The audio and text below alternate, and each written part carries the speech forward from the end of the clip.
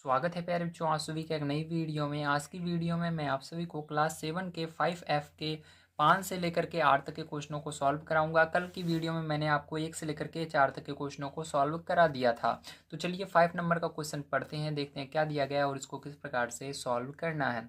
जिन बच्चों ने भी 4 तक के क्वेश्चनों को नहीं देखा है उनके लिए मैंने डिस्क्रिप्शन बॉक्स में लिंक दी है प्लेलिस्ट की, उसके अंदर आप जाएंगे तो आपको सभी वीडियोस मिल जाएंगे, जिसके अंदर आपको ये इसका पहला पार्ट भी मिल जाएगा, जिसके अंदर मैंने 1 से लेकर के 4 तक के क्वेश्चनों को कंप्लीट करवाया है। तो अभी हम देखेंगे 5 नंबर का क्वेश्चन। तो चलिए देखते हैं।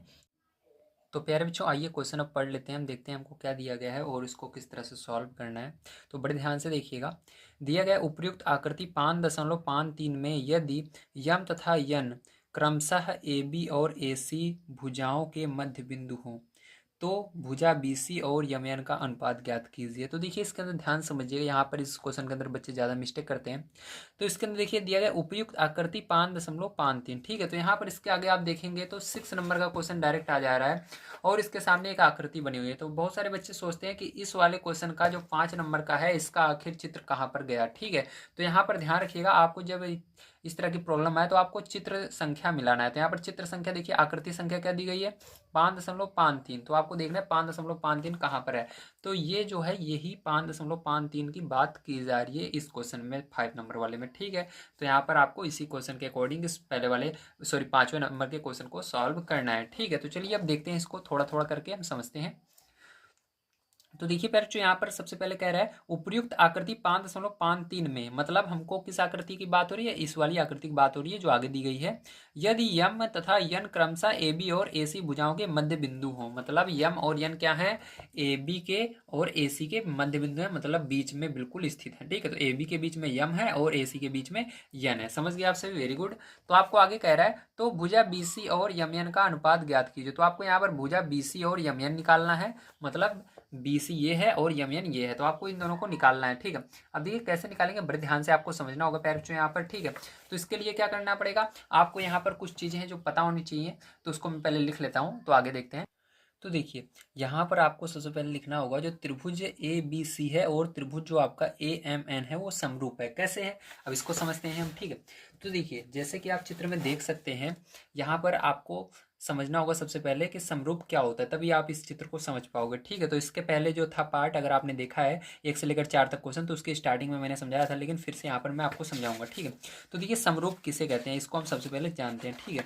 तो देखिए पहले जो समरूप तब माना जाता है जब यहाँ पर कोई भी चीज़, ठीक है, जब कोई भी चीज़ बिल्कुल एक जैसी दिखती है, ठीक है। जैसे कि देखिए आप देख सकते हैं इसके अंदर बुक के आपके, तो यहाँ पर एक बालक है, यहाँ पर भी एक बालक है, दोनों बिल्कुल सेम टू सेम है। जैसे इसका हाथ है उस वैसे इसका हाथ है, जैसे इसका पैर है वैसे इसका पैर भी है, और जैसे इसका सर है, आंखें हैं, मुंह है, सब बिल्कुल उसी तरह से हैं। तो ये समरूप कहलाता है। भले छोटा या बड़ा हो उससे मतलब नहीं है, एक बड़ा हो सकता है एक छोटा हो सकता है, उससे मतलब नहीं होता, लेकिन देखने में बिल्कुल एक जैसे हो तो उसे समरूप कहते हैं। आकृति कुछ भी हो सकती है, छोटी बड़ी हो सकती है, ठीक है।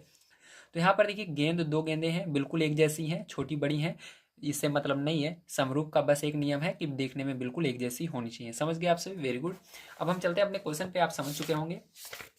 अब देखिए इस क्वेश्चन पे आप देख सकते हैं ये जो त्रिभुज आपका बना हुआ है, इसके अंदर दो त्रिभुज हैं, ठीक। एक यहाँ से बना हुआ है छोटा वाला और पूरा बड़ा वाला, ठीक है, दो त्रिभुज हैं। और दोनों अगर ध्यान से आप देखो तो ये बिल्कुल एक जैसे दिख रहे हैं। इसके अंदर क्या लिखा हुआ है इसको नहीं देखना है, केवल इसको देखना है कैसे बना हुआ है। तो ये कैसे बना हुआ है इसको देखिए, और ये कैसे बना हुआ है बड़ा वाला इसको देखिए। तो देख सकते हैं आप सभी बिल्कुल देखने में एक जैसे हैं, समरूप है, ठीक है। मैं नहीं कह रहा हूँ इसको, इसको आपका क्वेश्चन कह रहा है, ठीक है। आपको ऐसे नहीं देख बता देना है ये समरूप है, तो आपका क्वेश्चन ही कह रहा है कि ये क्या है, आपके संरूप हैं एक दूसरे के, ठीक है। तो यहाँ पर देखिए आप देख सकते हैं आकृति में यमयन क्रमशः ए बी और ए सी भुजाओं के मध्य बिंदु हैं, तो भुजा बी सी और यमयन का अनुपात ज्ञात कीजिए, ठीक है। तो इसके अंदर भले नहीं दिया गया समरूप है, लेकिन आपको देख के भी बता सकते हैं समरूप है, और ऐसे भी बता सकते हैं। जैसे इस वाले क्वेश्चन में देखिए 4 नंबर में दिया गया समरूप है, उसी तरह से इसके अंदर देना भूल गए हैं, लेकिन आप देख के बता सकते हैं कि ये समरूप है, ठीक है। जब इस तरह से कंडीशन आती है तो आपको कैसे सॉल्व करना है बड़े ध्यान से समझिएगा। अब यहाँ पर प्यारे बच्चों आप इसके अंदर देखिए क्या करेंगे, ये जो ए एम है, ठीक है, और ये जो ए बी है, क्या ये दोनों के मान आपको पता है, ए एम का और ए बी का, ठीक है। लेकिन आपको निकालना यहाँ पर है ये बी सी और यम एन, ठीक है। तो ये यहाँ पर देखिए आपको क्या निकालना है, बी सी निकालना है और यम एन निकालना है। तो इसके लिए देखिए आप कैसे लिखेंगे, ध्यान समझिएगा। जो हमको निकालना रहता है उसको पहले लिखते हैं, ठीक है। तो हमको निकालना है इसके अंदर पहला नंबर बी सी। तो इसकी बड़े वाले त्रिभुज की एक भुजा लेंगे, जो भुजा बड़े वाले त्रिभुज की ले रहे हैं वही भुजा छोटे वाले त्रिभुज की आपको लेना है। तो देखिए पैर जो यहाँ पर लेंगे बी सी, तो आप लिखेंगे बी सी, ठीक है, फिर बटे लगाएंगे। अब देखिए प्यारे जो इसके बाद आपने क्या लिया, बी सी लिया। अब इसके बाद आपने जो भुजा बड़े वाले त्रिभुज में ली है वही सेम भुजा आपको छोटे वाले त्रिभुज में लेनी है। तो इसके नीचे वाली भुजा आपने ली है, तो छोटे वाले त्रिभुज के नीचे वाली भुजा लेनी है। तो क्या है, यम एन है। तो यहाँ पर बटे में आप यम एन लिख देंगे, ठीक है, समझ गए। अब फिर बराबर लगाना है, आपको ध्यान से समझना है। अब इसके अंदर आप जब आपको मान निकालने के लिए कहता है, ठीक है, जैसे यहाँ पर आपको इस वाले क्वेश्चन में मान निकालने के लिए कह रहा है, तो आपको दो भुजाओं को, किन्हीं को दो भुजाओं को बराबर दिखाना पड़ता है, ठीक है। तो हमने क्या किया, इसको और यहाँ पर बी सी अपान एम एन लिखा पहले। अब इसके दूसरी भुजा को बराबर दिखाएंगे जिसका मान हमको पता है। तो हमको मान पता है यहाँ पर ए बी का और ए एम का, ठीक है। तो यहाँ पर ए बी और ए एम का मान पता है, तो यहाँ पर आप लिख देंगे, क्या लिखेंगे, यहाँ पर पहले बड़ी वाली भुजा का देखिए, पहले हमने क्या लिया था, बी सी जो है ये बड़ी वाली भुजा में है। तो आपको क्या करना है, हर बार आप बड़ी भुजा का पहले लिखना है। जैसे हम बी सी पहले हमने लिखा था ऊपर, तो अब फिर से क्या करना है, बड़ी भुजा को पहले लेना है। तो यहाँ पर हम पहले ए एम नहीं लेंगे क्योंकि ये छोटे वाले त्रिभुज की भुजा है, हमको पहले बड़े वाले लेना है ए बी। तो यहाँ पर सबसे ऊपर लिखना है ए बी और नीचे हम लिख रहे हैं छोटे वाले त्रिभुज की भुजाएं। तो छोटे वाले त्रिभुज में क्या है, यहाँ पर ए एम है। तो क्या लिखेंगे आप, यहाँ पर ए एम लिख देंगे, ठीक है। तो हमने क्या किया, यहाँ पर ए एम लिख दिया। अब देखिए प्यार जो यहाँ पर सारे मान हम पुट कर देते हैं जो हमको पता है इसके अंदर। तो हमको ये दोनों निकालने हैं, तो इसको ऐसे ही रहने देंगे, बी सी अपान एम एन ऐसे ही रहेगा आपका, ठीक है। बराबर का निशान लगाएंगे। ए बी आपका क्या है, तो ए बी यहाँ पर आपका 2.1, सॉरी, ए बी क्या है, ए बी आपका यहाँ से यहाँ तक की भुजा है जो है 4.2, तो 4.2 लिख देंगे पैरचों। और देखिए बटे में ए एम, तो ए एम क्या है आपका 2.1 है, तो 2.1 लिख देंगे। तो देखिए दशमलव से दशमलव यहाँ पर कैंसिल हो जाता है। अगर यहाँ पर जितने अंक पर दशमलव है दाएं तरफ से, तो देखिए दाएं तरफ से ये एक अंक पर था, इधर भी दाएं तरफ से एक अंक पर, तो अगर सेम स्थान पर है तो ये कैंसिल हो जाएगा। तो यहाँ पर आपका बन जाएगा बी सी बटे में यम एन बराबर क्या हो जाएगा, 42 बटे में 21 हो जाएगा, ठीक है। अब देखिए 21 के पहाड़े से 42 जा रहा है दो बार में, तो यहाँ पर एक बार में 21 के पहाड़े में 21 एक बार में आता है और 42 दो बार में आता है। तो ऊपर क्या बचा, 2 बचा, नीचे 1 बचा। तो यहीं पर आपको यही पूछ रहा था, बी सी अपान यम एन का मान पूछ रहा था। तो आ गया है, इसको अनुपात में बदलना है, तो अभी हम बदल के दिखा रहे हैं। तो अभी आप इसको एक बार लिख लीजिए, बी सी अपान एम एन बराबर क्या आया, 2/1 आया, सॉरी 2/1 आया, ठीक है। तो 2/1 आ गया आपका। अब देखिए इसको क्या करेंगे, ध्यान से समझिएगा। अब यहाँ पर आप लिखेंगे, अतः इसको देखिए बदलना है हमको क्या, अनुपात में। तो अनुपात में बदलने कैसे बदलते हैं, तो पहले ऊपर जो है उसको लिखते हैं, तो बी सी और अनुपात का निशान ये होता है। तो बटे और अनुपात एक ही होते हैं, ध्यान रखना, बस पढ़ा अलग लग जाता है, ठीक, मतलब वही निकलता है इसका। तो बी सी और बटे की जगह हमने अनुपात लगाया, फिर इसको लिख देना है एम एन, ठीक है।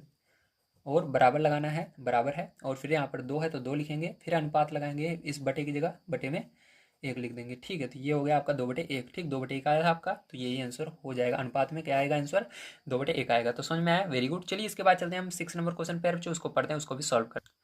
तो देखिए प्यार जो ध्यान से समझना, यहाँ पर 6 नंबर क्वेश्चन आपको दिया गया है, दो समांतर रेखाखंड ए बी और सी डी खींचिए। तो आपको क्या करना है, रेखाखंड खींचना है। रेखाखंड किसे कहते हैं, लाइन को कहते हैं, ठीक है। तो चलिए यहाँ पर दो रेखाखंड खींच लेते हैं, तो इसके लिए आपको पटरी की जरूरत पड़ने वाली है। तो प्यार जो यहाँ पर हमने क्या किया, पटरी लिया है, पटरी की मदद से क्या करेंगे, दो रेखाखंड खींचेंगे। तो यहाँ पर इसकी लाइन आप कितनी भी बड़ी कर सकते हो, कितनी भी छोटी कर सकते हो, ये आपके ऊपर डिपेंड करता है। तो मैं यहाँ पर ज़्यादा बड़ी नहीं करूँगा, इतनी बड़ी हमने खींच लिया, ठीक है। तो इसको क्या करना है, आपको नाम दे देना है। तो चलिए यहाँ पर पैर हम इसको नाम दे देते हैं, क्या नाम देंगे, तो इसके अंदर आपको ए बी और सी डी कह रहा था, तो इसको ए बी दे दिया मैंने नाम, और नीचे वाले को सी डी दे देंगे, ठीक है। चलिए अब यहाँ पर दूसरा वाला आपको यहाँ पर खींच लेना है। तो इस तरह से पैर क्या करेंगे, आप दूसरी खींचेंगे रेखा, सॉरी रेखा कह रहा हूँ, इसको आप रेखाखंड बोलेंगे, ठीक है। रेखा भी कह सकते हैं, रेखाखंड भी बोल सकते हैं, दोनों आप कह सकते हैं। लेकिन रेखा और रेखाखंड में एक अंतर होता है। रेखा जो होती है उसके अंदर निशान रहता है, ठीक है। एरो का मतलब उसको आप कितना भी बड़ा कर सकते हो। जो रेखाखंड होता है वो जितना खींचा गया है उतना ही रहेगा, उसके आगे उसको नहीं बढ़ा सकते, जितनी उसकी दूरी रहती है वो निश्चित होती है, ठीक है। इतना समझ के रखिए। अब देखिए आगे पढ़ते हैं पैर, यहाँ पर क्वेश्चन क्या दिया गया है हमको, तो यहाँ तक आपने कर लिया। अब कह रहा है ए को डी से और बी को सी से मिलाइए। तो ए को डी से पहले मिलाना है, तो ए को डी से मिला लेते हैं। तो यहाँ पर ए को डी से मिलाएंगे पैर इस तरह से हम, तो इस तरह से आपको ए को डी से बढ़िया तरीके से मिला लेना है, ठीक है। तो ए को हमने डी से मिला लिया, ठीक है। अब इसके बाद पैर कहा जा रहा है आगे आपको बी को सी से मिलाइए। तो बी ये है आपका, इसको सी से मिलाना है। तो चलिए बी को सी से मिला लेते हैं हम। तो इस तरह से आपको इसको बी से बी को सी से मिला देना है। ठीक है, समझ गए आप सभी, वेरी गुड। अब इसके बाद देखिए आगे क्या कह रहा है। मान लीजिए कि वे एक दूसरे को ओ बिंदु पर काटते हैं। ठीक, कहाँ पर काट रहे हैं, ओ बिंदु पर। तो ये दोनों रेखाएं कहाँ पर एक दूसरे काट रही हैं, ओ पर काट रही हैं, तो इसको ओ बिंदु हमने मान लिया। ठीक है, अब इसके आगे देखिए पैर चो, मान लीजिए कि वे एक दूसरे को ओ बिंदु पर काटती हैं। हो गया क्या, त्रिभुज ओ ए बी, तो ओ ए बी ये वाला त्रिभुज की बात हो रही है, ऊपर वाले त्रिभुज की बात हो रही है यहाँ पर। और त्रिभुज ओ डी सी, तो ओ डी सी इस नीचे वाले त्रिभुज की बात हो रही है। ठीक है, समरूप है, तो आपको बताना है ये समरूप है कि नहीं। ठीक है, तो ध्यान से आप समझिएगा इसको, समरूप हम कैसे दिखाएंगे, आपको बड़े ध्यान से इसको समझना है। ठीक है, तो यहाँ पर आप लिखेंगे, सबसे पहले ध्यान से देखिए, तो यहाँ पर लिखना है आपको त्रिभुज, ठीक है, ओ बी ए में या ओ ए बी में। ठीक है, जो आप कह सको, तो इसके अंदर जो कहा जा रहा है वही लिखेंगे। तो इसके अंदर क्या कह रहा है, ओ ए बी कह रहा है, तो ओ ए बी लिखेंगे। तो लिखेंगे त्रिभुज ओ ए बी में। ठीक है, त्रिभुज ओ ए बी तथा दो त्रिभुज हैं, दोनों को लिख लेते हैं एक साथ हम। तो ओ डी सी में, ओ डी सी में। ठीक है, चलिए अब इन दोनों त्रिभुज में हम देखेंगे, यहाँ पर देखिए कोण। ठीक है, कोण किसे कहते हैं, ध्यान रखना, कोण ये होता है, यहाँ पर ये कोण है सभी।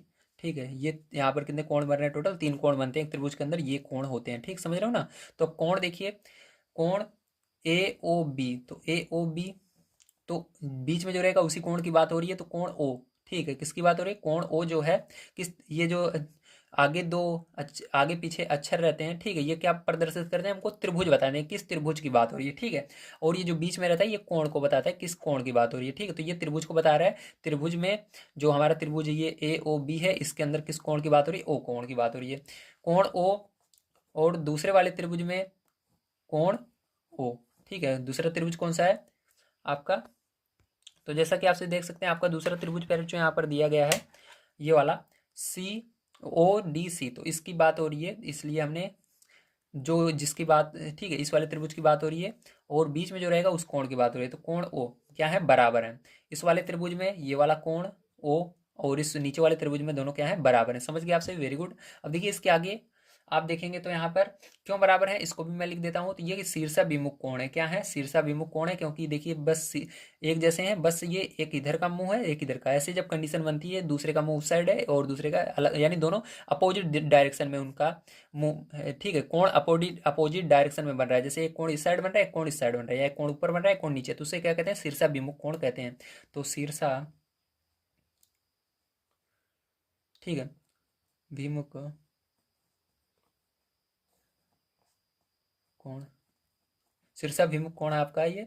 अब ध्यान समझिएगा, इसी तरह से हम देखेंगे आगे। तो यहाँ पर देखिए, अब ये ओ वाला कोण आपका हो चुका है। ठीक, अब यहाँ पर हम दो कोण और बराबर कर लेते हैं, ए वाले को, और ये वाला कोण और ये वाला कोण बराबर होगा। ठीक, कैसे होगा, ध्यान से देखिए। तो यहाँ पर देखिए कोण ओ ए बी, किस कोण की बात हो रही है, ए वाले की बात हो रही है, इस वाले त्रिभुज में, बराबर कोण आपका इस वाले त्रिभुज की अब बात होगी, तो यहाँ पर ओ डी सी, क्या लिखोगे, ओ डी सी। तो ओ डी सी बीच में जो रहता है वही कोण, तो कोण ए जो है, ये वाला कोण जो है, और कोण डी है, ये दोनों क्या है, आपस में बराबर हैं। क्यों बराबर हैं, क्योंकि ये एकांतर कोण है। क्योंकि देखिए एक ही रेखा पर एक कोण ऊपर की ओर बनता है, एक कोण नीचे की ओर बनता है, तो उसको एकांतर कोण कहते हैं, ध्यान रखना। ठीक है, तो ये एकांतर कोण होगा, क्या होगा, एकांतर कोण होगा आपका, तो यहाँ पर लिख देना है। ठीक है, चलिए इसी तरह से आगे देखते हैं। हमने दो चीज़ें बराबर कर ली, इसको और यहाँ पर ओ को। अब ये वाला कोण बनता है, ये भी हम बराबर कर लेते हैं। तो कोण ओ बी ए जो है वो बराबर होगा आपका कोण ओ सी डी के। क्यों बराबर होगा, क्योंकि ये भी क्या है, एकांतर कोण, कोण बी और कोण सी, देखिए कोण बी यहाँ पर है और ये ऊपर की ओर बन रहा है, ये नीचे की ओर, तो ये भी क्या कहलाएगा, आपका एकांतर कोण कहलाएगा। ठीक है, जैसे ऊपर वाले में था, 20 वाले में एकांतर कोण। तो विद्यार्थियों आप सभी देख सकते हैं कि यहाँ पर हमने इसको दिखा दिया कि इसके अंदर जो सभी भुजाएं हैं, सभी कोण हैं, वो बराबर हैं। तो अगर हम सभी कोणों को बराबर दिखा देते हैं, ठीक है, या सभी भुजाओं को बराबर दिखा देते हैं, तो भुजाओं को हम बराबर नहीं दिखा सकते, क्योंकि यहाँ पर हमको मान नहीं पता था, तो हम कोण को बराबर दिखा दिए। तो सभी कोण बराबर हैं, तो हम यहाँ पर लिख सकते हैं, अतः त्रिभुज ओ ए बी तथा त्रिभुज ओ डी सी समरूप होंगे। क्या होंगे, समरूप होंगे। ठीक है, इस तरह से आपको लिख देना है। तो प्यारे बच्चों, चलिए इसके बाद चलते हैं हम 7 नंबर क्वेश्चन पर, उसको पढ़ते हैं और उसको भी सॉल्व करते हैं। तो देखिए प्यारे जो 7 नंबर क्वेश्चन आपको दिया गया है, क्या आकृति 5.54 में त्रिभुज ए बी सी और त्रिभुज पी आर क्यों समरूप है, यदि हाँ तो कारण बताइए। तो आपको यहाँ पर कह रहा है कि जो ये आकृति दोनों हैं ए बी सी वाली और ये पी क्यू आर वाली, इसके अंदर ये दोनों समरूप है कि नहीं, अगर हैं तो आपको कारण भी बताना है। तो चलिए इस क्वेश्चन को करते हैं। तो यहाँ पर ध्यान से आप समझिएगा आपको, ठीक है। तो यहाँ पर हम बात करेंगे सबसे पहले त्रिभुज ए बी सी तथा पी क्यू आर में, ठीक, दोनों त्रिभुज को एक साथ लेकर हम चलेंगे ताकि कंपेयर करते हुए चले हम। तो यहाँ पर देखते हैं त्रिभुज लिखेंगे, त्रिभुज ए बी सी तथा त्रिभुज पी क्यू आर में, ठीक है, इस तरह से लिखना है। अब देखिए ध्यान से देखिए इसके अंदर कौन कौन सी चीजें हमको दी गई हैं। यहाँ पर जैसा कि आप सभी देख सकते हैं, आपका जो कोण ए होगा, ठीक है, ये बराबर होगा इसके कोण पी के, ठीक है, कोण पी के बराबर होगा, ठीक है। देखिए क्योंकि ये समरूप दिख रहे हैं, तो यहाँ पर आप लिखेंगे कोण ए बराबर है कोण पी के, ठीक है। और यहाँ पर देखिए एक चीज और आप देखेंगे क्यों बराबर है, क्योंकि दोनों में जेड माना गया है। इससे हमको पता लग रहा है कि यहाँ पर ये दोनों कोण बराबर हैं। हमने कैसे जाना ये बराबर है, क्योंकि यहाँ पर भी जेड माना गया है, यहाँ पर भी जेड माना गया है। सेम अगर एक जैसा चीज माना जाता है तो समझ लीजिए यहाँ पर वो दोनों कोण बराबर हैं, ठीक है। तो ये वाला कोण और ये वाला कोण बराबर होगा, क्योंकि इसका अंदर भी जेड माना गया है, यहाँ पर भी जेड माना गया है। तो आप लिखेंगे कोण ए बराबर होगा कोण पी के, क्योंकि यहाँ पर हमने जेड देखा, दोनों में जेड है, तो इसके बराबर हम क्या रखेंगे, जेड रखेंगे, ठीक है। तो दोनों बराबर हैं और इन दोनों की जगह हम जेड रख सकते हैं, क्योंकि यहाँ पर दिया भी गया है, इसकी जगह एक की जगह जेड रख सकते हो, पी की जगह भी जेड रख सकते हो, ठीक है। तो कोण ए बराबर जेड है, कोण पी बराबर जेड है, तो इस तरह से आप लिख देंगे। अब आगे देखिए ध्यान समझिएगा। अब यहाँ पर आगे देखिए कोण हमने यहाँ पर बताया आपको, कोण ए कोण पी कोण जेड बराबर है। इसी तरह से यहाँ पर नीचे देखिए और भी आप देख सकते हैं बी और आर भी आपस में बराबर हैं यक्स के, ठीक है, क्योंकि यहाँ पर भी यक्स है, यहाँ पर भी यक्स है। तो यहाँ पर आप लिख देंगे कोण बी बराबर होगा कोण आर के, क्योंकि दोनों जगह यक्स माना गया है, मतलब ये दोनों कोण बराबर है, तो यहाँ पर बराबर यक्स लिख दोगे, ठीक है, इस तरह से। अब चलिए फिर जो इसके आगे देखते हैं। अब यहाँ पर आप लिखेंगे इसलिए, ठीक है, हम क्या कर सकते हैं, यहाँ पर हमको पता है कि तीनों कोणों का योग कितना होता है, 180 अंश होता है, ठीक है। तो यहाँ पर हम तीनों कोणों को लिख लेते हैं। चलिए, तो तीनों कोण आपके इसके अंदर कौन कौन से हैं, तो इसके अंदर जैसे कि आप देख सकते हो आपके तीन कोण, ठीक है, चाहे जिस त्रिभुज को आप ले लीजिए, क्योंकि इसके अंदर इसमें भी दो कोण दिए गए हैं, इसके अंदर भी दो कोण दिए गए हैं। तो इसके अंदर हम किसको लेते हैं, ए बी सी को ही लेते हैं, ठीक है। तो ए बी सी, तो तीनों कोण को ले लेना है, तो यहाँ पर लिखना है इसलिए कोण ए प्लस कोण बी प्लस कोण सी, ठीक है, कोण सी बराबर होगा किसके, 180 अंश के बराबर होगा। किसके बराबर होगा प्यारे बच्चों, 180 अंश के बराबर होगा, ठीक है। तो इस तरह से आपको लिख देना है इसको। अब देखिए आगे यहाँ पर जो जो मान पता है उसको रख देंगे। तो ए बराबर हमको जेड पता है, तो यहाँ पर ए बराबर जेड रख देते हैं, प्लस कोण बी बराबर यक्स है तो यक्स रख देंगे, ठीक है, इसको ब्रैकेट में कर लेते हैं अलग से, प्लस यहाँ पर कोण सी बराबर 180 अंश, ठीक है। अब क्या करेंगे, इस पूरे को हम क्या करेंगे, ध्यान समझिएगा, इस पूरे को हम उधर ले जाएंगे ताकि हमको कोण सी बराबर मिल सके, ठीक है। तो इस पूरे को उधर ले चलेंगे तो ये देखिए उधर जाएंगे तो माइनस में दोनों हो जाएंगे, ये आपका यहीं पर रहेगा, कोण सी बराबर हो जाएगा 180 अंश, ये उधर जा रहा है तो माइनस में जेड हो जाएगा, और ये इधर जाएगा तो माइनस में यक्स हो जाएगा, ठीक है। तो इधर दोनों प्लस में थे, उधर जाएंगे माइनस में हो जाएंगे, ये हो गया आपका। अब ध्यान से देखिए, इसको हम क्या करते हैं, बाहर ले लेते हैं ब्रैकेट के। तो बाहर ब्रैकेट देखिए, इसको आप इस तरह से भी लिख सकते हो, चलिए ऐसे रहने दीजिए, ठीक है। तो हमने इसको इस तरह से लिख दिया है। अब इसके आगे देखिए, यहाँ पर इतना आपको मिल गया। अब आपको क्या करना है, अब इसके आगे ध्यान से समझिएगा, यही मेन टॉपिक है। जैसा कि आपने अभी किस में निकाला इसको, इस वाले को निकाला त्रिभुज एबीसी में, ठीक। तो ये किससे हमने निकाला है, इसको निकाला है त्रिभुज एबीसी से, ठीक है। तो यहाँ पर लिख देते हैं त्रिभुज ए बी सी से। तो इन सारी चीज़ों को हमने किससे निकाला, त्रिभुज एबीसी से निकाला, देखिए ए बी सी, ठीक है। अब इसी तरह से हम क्या निकालेंगे, त्रिभुज जो दूसरा वाला है हमारा उससे निकालेंगे, मतलब पी क्यू आर से निकालेंगे। तो चलिए त्रिभुज पी क्यू आर से हम निकाल लेते हैं। तो यहाँ पर हम लिखेंगे, ठीक है, तो ये किससे है आपका, त्रिभुज एबीसी से हमने निकाला है। अब इसी तरह से आपको निकालना है त्रिभुज पी क्यू आर से, ठीक है। तो त्रिभुज पी क्यू आर से अब निकालेंगे, ध्यान से समझिएगा। इसके अंदर भी अगर वही सेम चीज़ आ जाता है जो इसके अंदर आया हुआ है, ठीक है, तो क्या होगा, ये समरूप कहलाएंगे। तो चलिए अब इसको निकालते हैं। तो देखिए इसके अंदर भी मैंने बताया जो त्रिभुज होते हैं उस सभी त्रिभुज के अंदर ये लागू होता है, ठीक है। कि ये तीनों कोणों का योग 180 अंश होता है, तो इसके अंदर भी तीनों कोणों को जोड़ेंगे, 3 कोण इसके अंदर भी होंगे, पी प्लस कोण क्यू प्लस कोण आर। ठीक है, तो ये भी किसके बराबर होगा, 180 अंश के बराबर होगा। तो इसके अंदर भी मान को हम रखेंगे। ठीक है, तो देखिए आपको कौन कौन से मान पता है, तो पी का मान पता है क्या, तो हाँ पी बराबर हमको जेड पता है इसके अंदर, तो जेड रख देंगे पी को हटाकर, प्लस क्यू की जगह क्या रखेंगे, तो क्यू आपको पता है क्या, नहीं पता जिसको ऐसे रख देंगे, आर की जगह यक्स रखेंगे, तो कोण क्यू आपका ऐसे रहेगा, प्लस आर की जगह क्या रखेंगे, कोण आर की जगह क्या रखना है आपको, यक्स रखना है, बराबर 180 अंश। ठीक है, अब इन दोनों को फिर से उधर ले जाएंगे, क्यू कोण क्यू को इस वाले को यहीं पर रहने देंगे।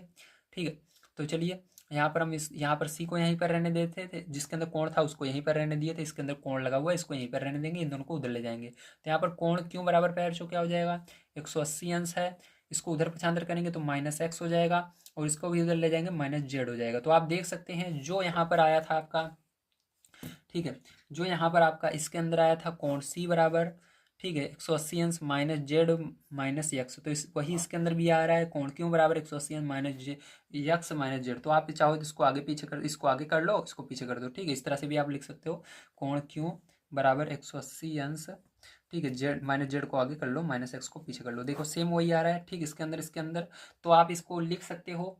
ठीक है, अतः त्रिभुज ए बी सी तथा त्रिभुज पी क्यू आर समरूप हैं, क्या हैं, समरूप हैं, एक जैसे हैं। ठीक है, समझ गए आप सभी, इस तरह से आपको कर लेना है। तो चलिए फिर जो लास्ट क्वेश्चन पर चलते हैं, उसको भी पढ़ते हैं, उसको भी सॉल्व करते हैं। तो देखिए फिर जो ध्यान से देखिएगा, ये 8 नंबर का क्वेश्चन है। ठीक है, इसको बड़े ध्यान से समझिएगा, ये थोड़ा सा इंपॉर्टेंट क्वेश्चन होने वाला है। दिया गया है 20 मीटर बराबर 1 सेंटीमीटर, 20 मीटर में क्या 1 सेंटीमीटर मान करके एक खेत का आकार आकृति 5.55 में दर्शाया गया है। तो ये देख सकते हो यहाँ पर 20 मीटर बराबर 1 सेंटीमीटर मान करके, ठीक है, एक खेत का आकार क्या किया गया यहाँ पर दर्शाया गया। अगर हम 20 मीटर बनाते तो बहुत बड़ा पड़ जाता, कॉपी छोटी छोटी पड़ जाती, इसलिए क्या किया गया था, 20 मीटर बड़ा को 1 सेंटीमीटर, सेंटीमीटर बहुत कम होता है तो इस कॉपी में आ गया। इस तरह से मान करके क्या किया गया, खेत का ये आकार है इसको दर्शाया गया है। अब आगे कह रहा है 40 मीटर बराबर, आपको क्या करना है, 40 मीटर बराबर 1 सेंटीमीटर मानकर खेत का नया आकार अपनी अभ्यास पुस्तिका पर बना दर्शाना है, आपको बनाना है। ठीक है, तो कैसे बनाएंगे, आइए कॉपी पर चलते हैं, ध्यान से समझेंगे। ठीक है, इसको भी बना लेता हूँ मैं कॉपी पर, उसके बाद मैं आपको समझा देता हूँ कैसे आप बनाएंगे। तो देखिए फिर जो यहाँ पर ध्यान समझिएगा, तो इसको समझाने के लिए मैंने यहाँ पर कुछ स्टेप फॉलो किया, इसको बड़े ध्यान समझिएगा। सबसे पहले देखिए मैंने यहाँ पर जो चित्र दिया गया आपकी बुक में उसको बना लिया है।